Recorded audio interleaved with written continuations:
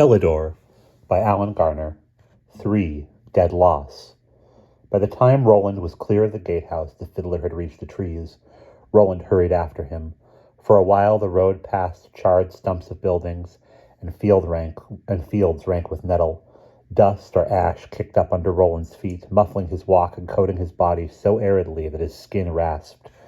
Flies whined round him, and crawled in his hair, and tried to settle on his lips.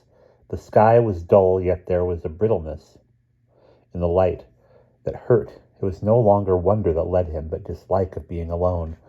Even the singing had lost its enchantment.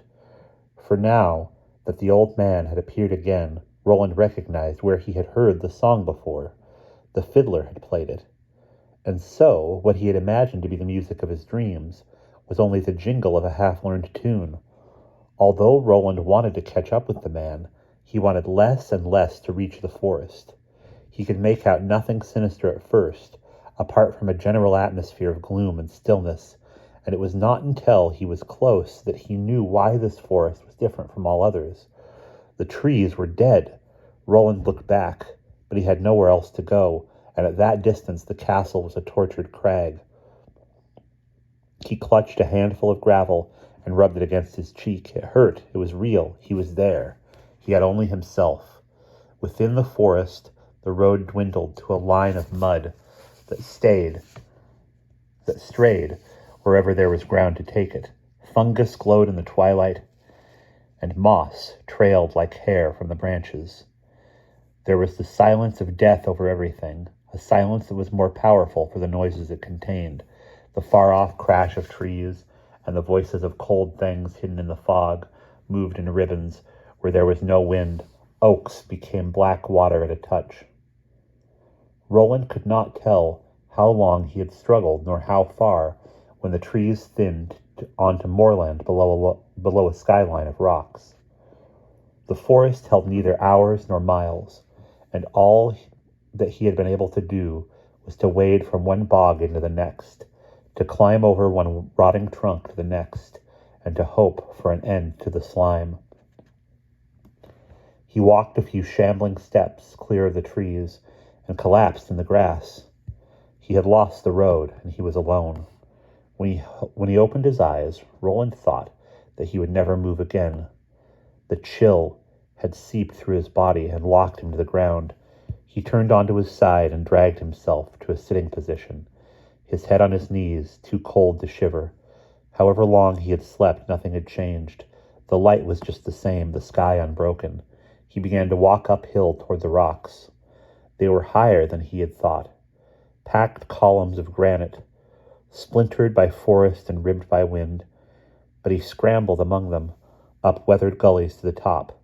Here Roland found himself on a broad ridge, shelving away to a plain which stretched into the haze. Nothing showed, no villages, no houses, no light, no smoke. He was alone. Behind him the hill dropped to the forest, and he could see no end to that. The only proof that anyone had ever lived in this land was close by him, but it gave Roland little comfort. A circle of standing stones crowned the hill.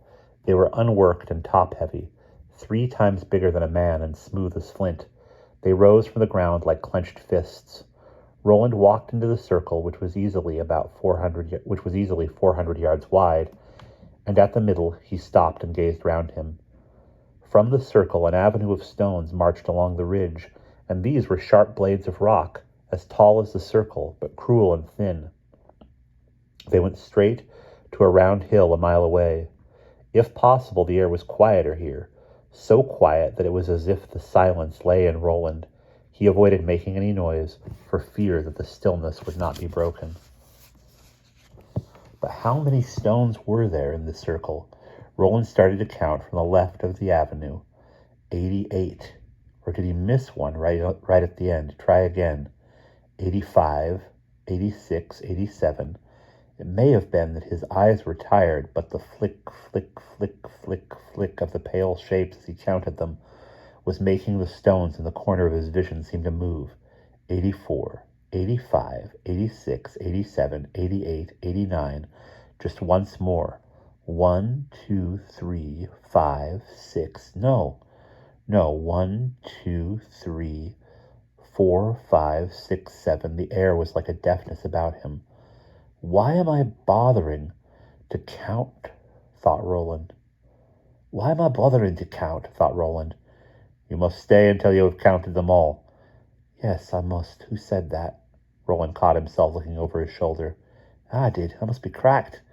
The silence was so complete that his thought had sounded as low as a voice.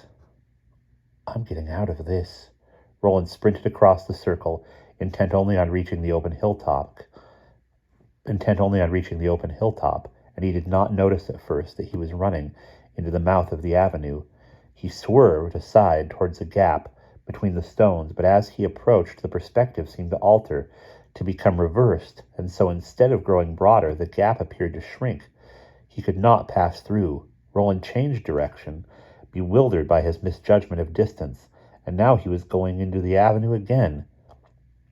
86, 87, 88, 89, 90. Stones don't move. There's plenty of room between them. He fixed his eyes on one gap and made for it. These huge boulders were spaced many times their own width apart, yet as Roland drew near, instinct told him that the gap was not wide enough.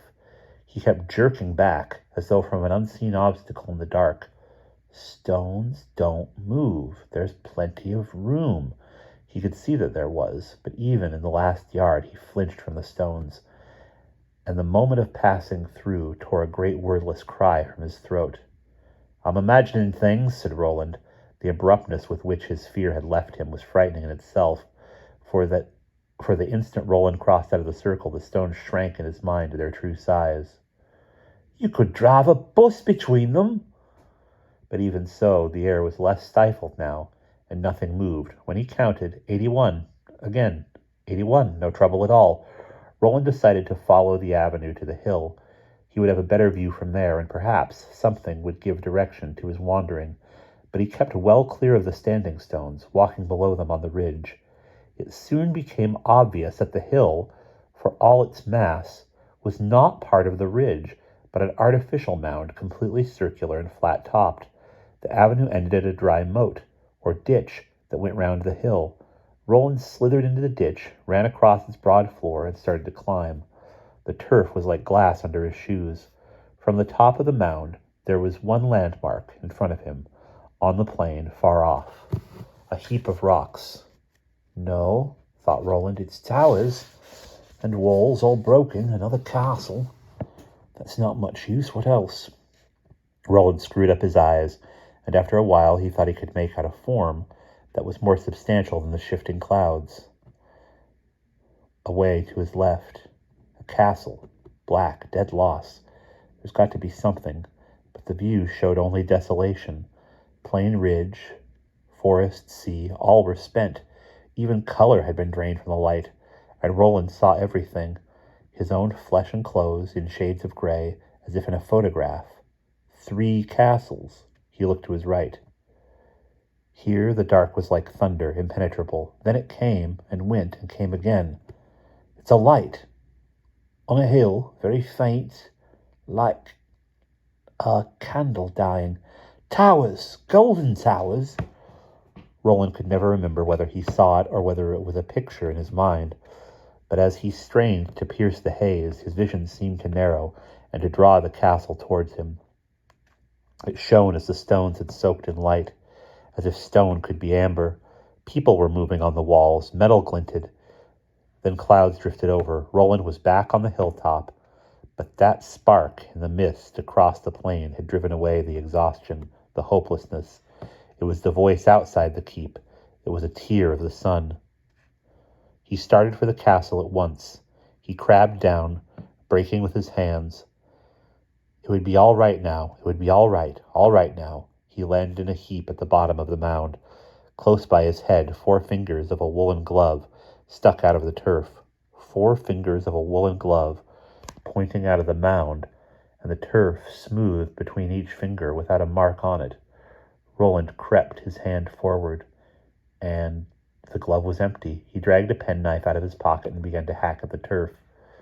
The root mantle lay only 2 inches deep on white quartz, and he cut back and peeled the turf like matting.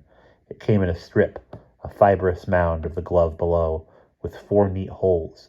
The fingers and the cuff were free, but the thumb went straight into the quartz. Roland looked for the name tape inside the cuff. He found it. Helen R. Watson. He stabbed the turf, but he could find no break in the quartz, nothing that he could lift. The glove was fused into the rock. There were no cracks, no lesions. The thumb went into unflawed rock, and turf had covered it. Roland jerked the glove, but he could not move it. He threw his weight against it in all directions, and the glove twisted and swung him to his knees. He wrestled, but the glove dragged him down in exhaustion, handcuffed to the mound. He knelt, his head on his forearm, looking at the quartz, white, cold, hard, clean, but a stain was growing over it, his shadow, blacker and blacker. The light was changing, and from the drift of the shadow, Roland knew that the cause of the brightness was moving up close behind him. And that is the end of chapter 3.